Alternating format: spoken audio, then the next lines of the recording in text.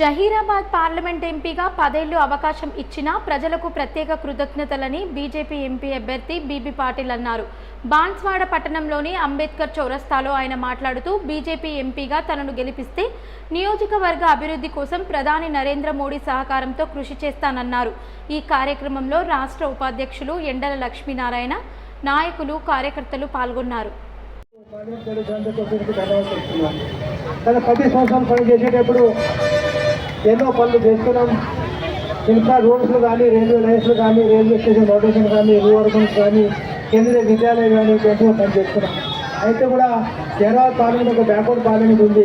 ఒక పక్క మహారాష్ట్ర స్టేట్, ఒక పక్క కర్ణాటక స్టేట్ ఉంటుంది. తప్పకుండా ఇంకా ఎన్నో పనులు చేసుకునే అవసరం ఉంది. ఈ పెండింగ్ పనులు చేసుకోవాలంటే ఇంకొక పని పార్లమెంట్ పోవాలి. అబ్కి బార్ 400 పార్ల భాగస్వామి కావాలి. భాగస్వామి కావాలంటే ప్రతి ఒక్కరూ 13 తారీఖు పూలు గుర్తు, కమల గుర్తుకు ఓటు వేసి గెలిపేయాలి. ఇప్పుడు చెప్పినట్ల एक बार మోదీ సర్కార్ అంటే రాబో రోజుల్లో మోదీ గారు ప్రైమ్ మినిస్టర్ కావాలి.